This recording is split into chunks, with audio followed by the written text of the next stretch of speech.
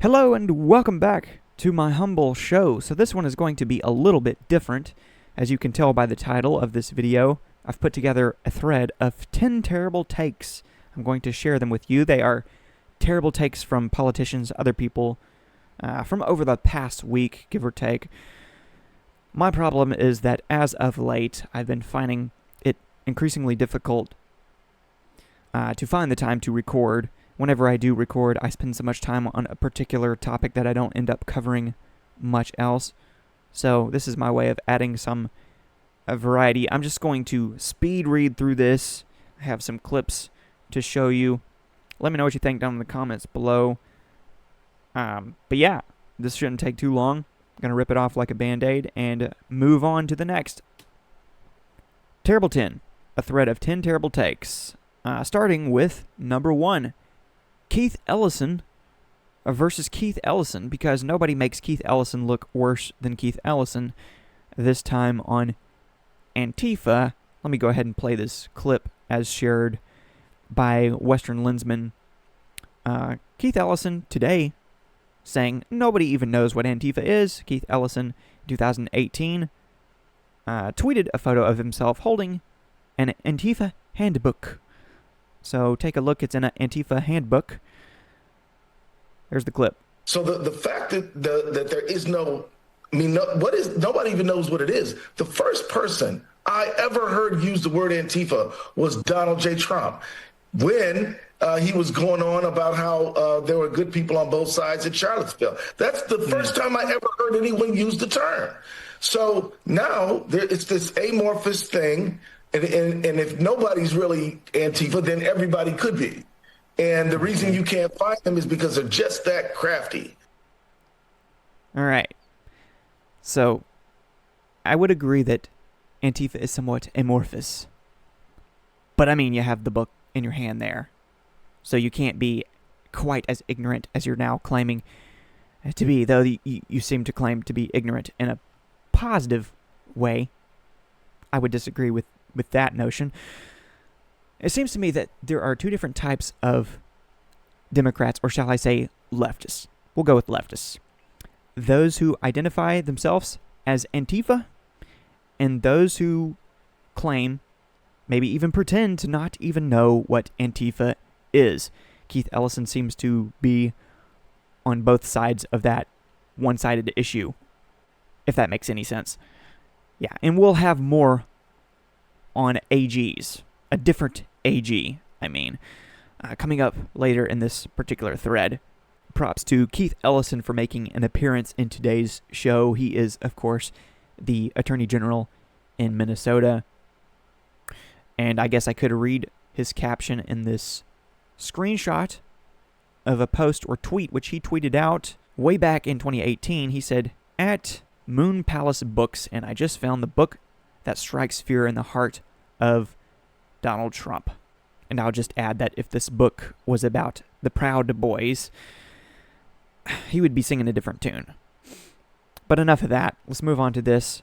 Number 2. Likewise, Don Lemon plays stupid semantic games and wins stupid prizes. This is what happens when you defend illegal, I reiterate, illegal immigration. A quote from him. "I mean, you are breaking the law, but it's not a criminal act."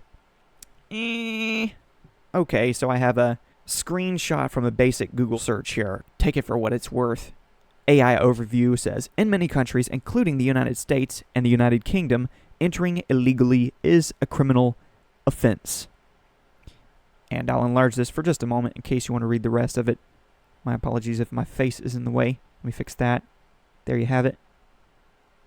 Okay, I'm not going to read through all of that, but take it with a grain of salt or sugar, and then take Don with a ton of lemons. Another clip courtesy of Western Lensman here. Don Lemon gets absolutely destroyed by two people on the street in Chicago when he attempts to tell them that crossing the border illegally isn't a crime.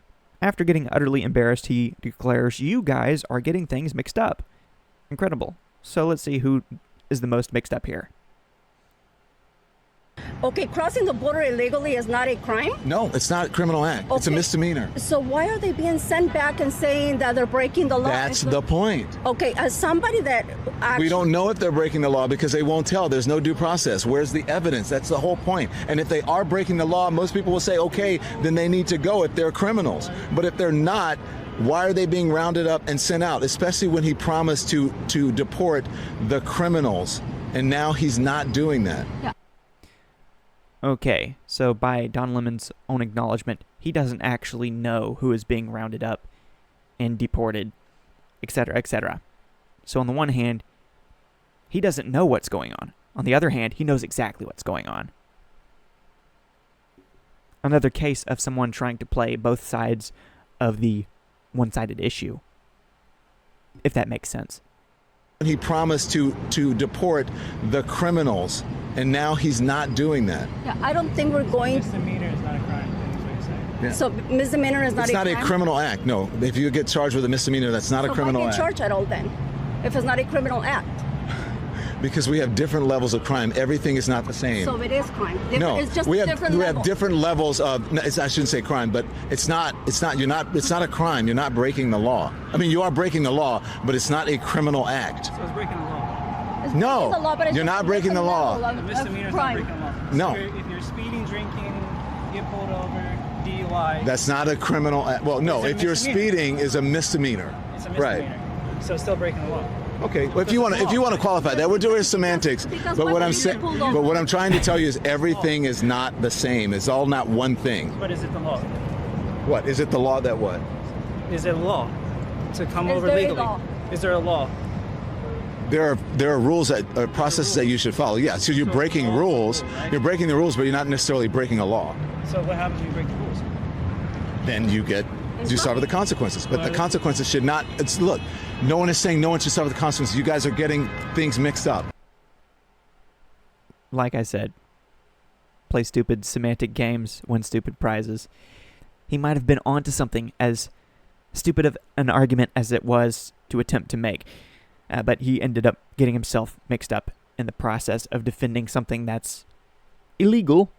And I would just add, as a side note, that I highly doubt, in fact I know, that Don Lemon himself would never try to enter some other country illegally, because he believes that not only is that against the law, but could potentially be incriminating of him.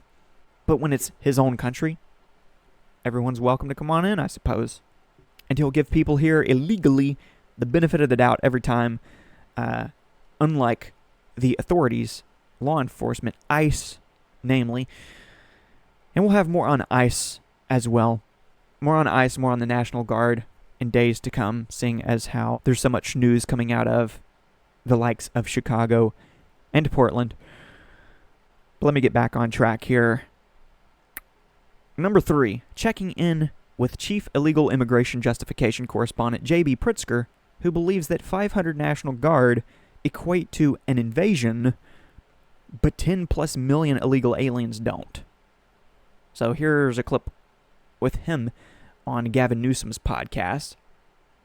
ALX posts this, says, J.D. Pritzker thinks the National Guard in Chicago constitutes an invasion, but not the 10 plus million illegal aliens who have come into the country. As I already said, here's the clip. I've called it an invasion because when you look at the numbers that they're calling up, 500 National Guardsmen, these are not folks who are trained to do, policing or any kind of, crime fighting. They're terrific, by the way, all of our National Guards. We send them abroad to defend our country, and they do an amazing job at that. So, National Guard, they are terrific, but also they are invaders. Not everyone who's here illegally, the National Guard. They're here to enforce the law. Well, not just generally. They have their specific purposes, just as ICE agents do. But he believes that they're the invaders. But the idea that they should act as, well, some sort of, protection against crime or to protect the facilities here or the ICE officials on the ground. Ridiculous. So, I mean, they should be used for what they're trained to do, which is to fight wars. Or here in our state, of course, and in yours too, emergencies that we need to call them up for, whether it was COVID or flooding or anything else. So it's interesting. We're very proud of our National Guard, and I don't want anybody to get the idea otherwise. Oh, how would anyone possibly get the idea otherwise after you label them invaders? We just want them to be used for what they signed up for. They might very well not mind doing what they're doing nearly as much as you mind it. But hey, politicians be politicking. What else do we have here? Number 4. In case you needed another reason to hate the media, here's the level of respect they showed Charlie Kirk as opposed to George Floyd. So this is from the Rabbit Hole. A couple of screenshots from searches on the New York Times website. The Rabbit Hole says, the New York Times mentioned George Floyd 1,043 times in the first month after his death. In the first month after Charlie Kirk's assassination, he was mentioned under half as much, with 465 mentions.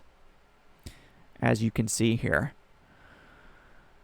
showing 1,043 results for George Floyd, showing 465 results for Charlie Kirk.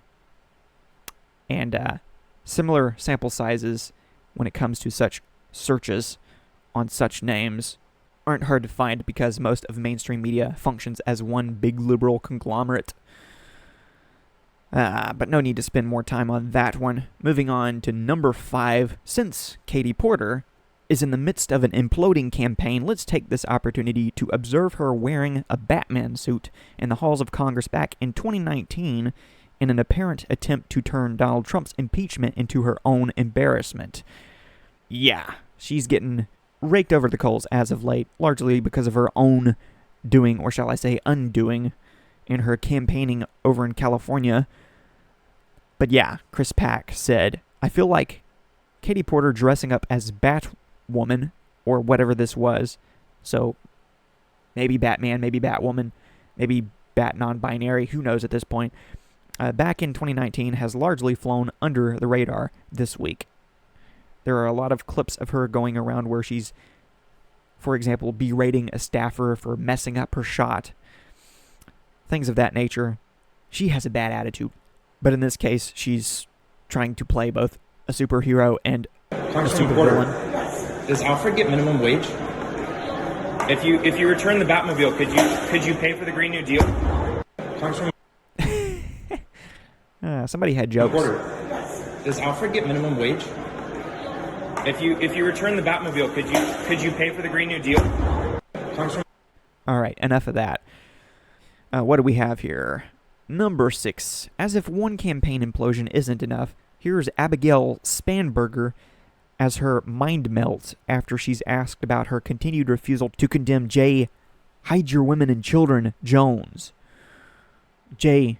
Jones is in the mix to be Attorney General in Virginia, and Abigail Spanberger is running for governor. So Winsome Earl Sears has been posting a bunch of clips from the debate they had the other day, a debate in which, as was just mentioned, Abigail Spanberger refused to call on Jay Jones to drop out of his race, which is headed nowhere fast, after it was revealed that a couple of years ago, he was texting someone else about how he wished that his political opponent would die along with his children. Yeah, it's pretty messed up stuff.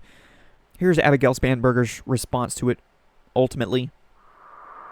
Would it take him pulling the trigger? Is that what would do it? And then you would say he needs to get out of the race? Abigail, you have nothing to say?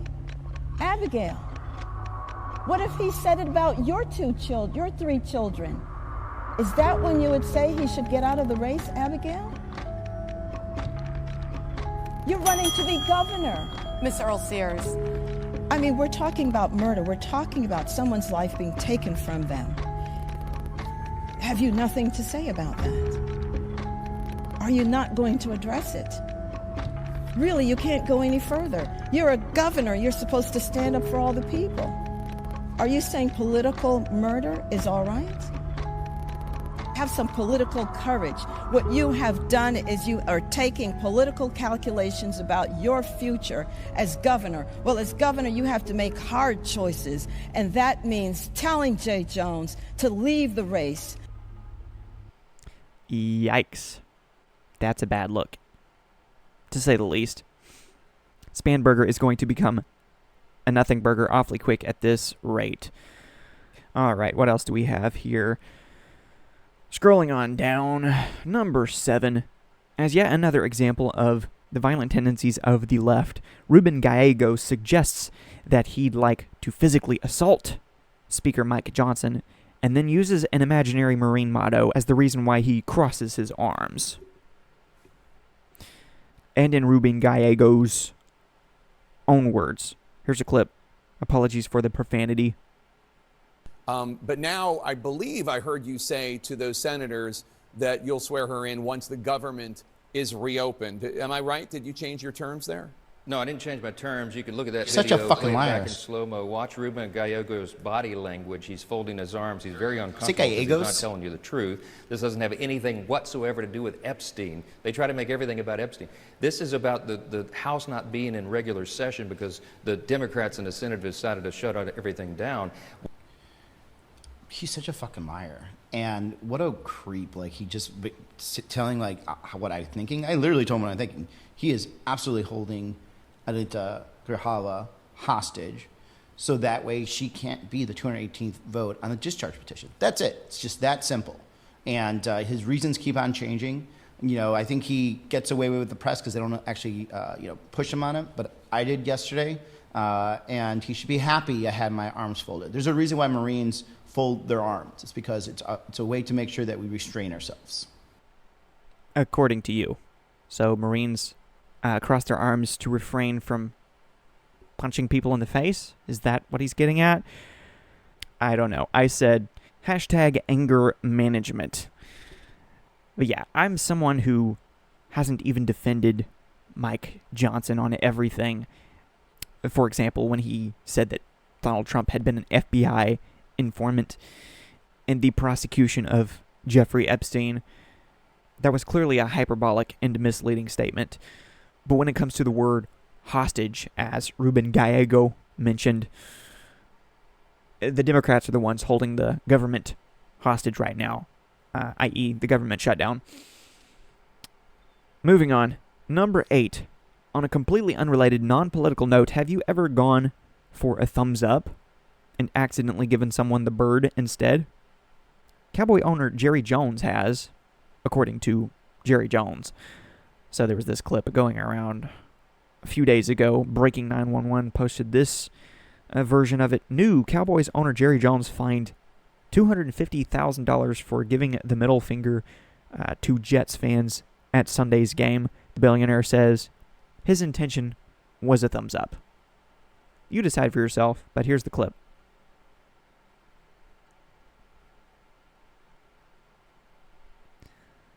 So yeah, he started with a thumbs up, and then he went for a more aggressive bird.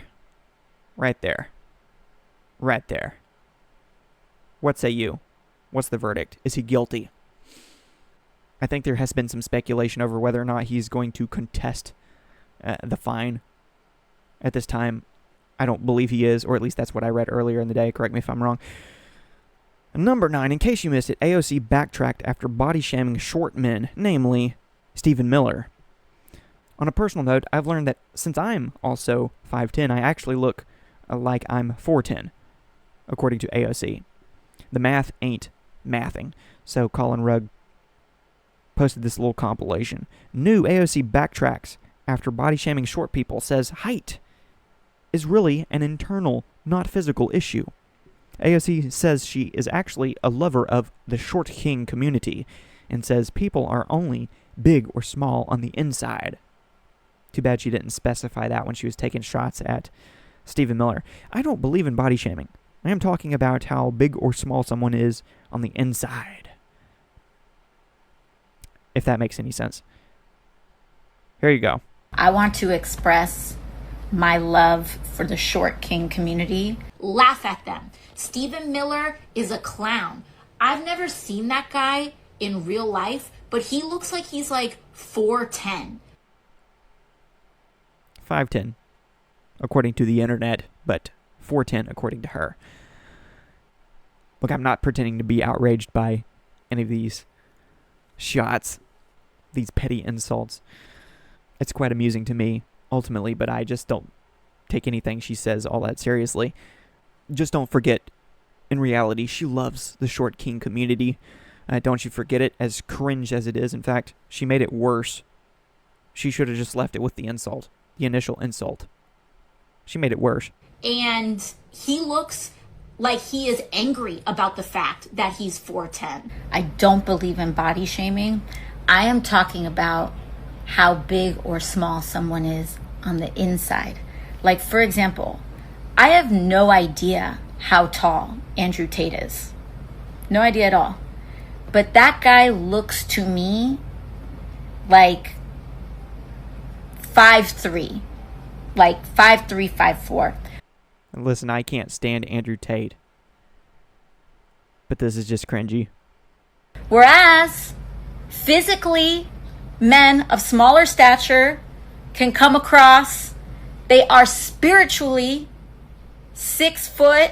If you're a good dad, if you stand with women, if you're not belittling immigrants, you're like, 6'3", spiritually. Such a random collection of opinions thrown together. If you're a good dad, if you're spiritually strong, if you support women, including men who claim to be women and infiltrate the sports of women, which are specifically supposed to be reserved for women, and also if you support people entering the country illegally, then you are tall. Ideologically speaking, spiritually speaking. Otherwise, you're just short. Not the kind of short I support. Not the kind of short I refer to as the short king community, but the short Stephen Miller community, I guess. I don't know. Am I being problematic? And he looks like he is so mad that he is 4'10", that he's taking that anger out at any other population possible. He kind of looks like a bald version of her, to be honest. Like, laugh at them. Too busy laughing at you. Huh. All right, one more here. Number 10. Circling back to Jay Jones and one more reason to hate the media. Here we see how MSM actively avoids covering a story when it hurts Democrats politically.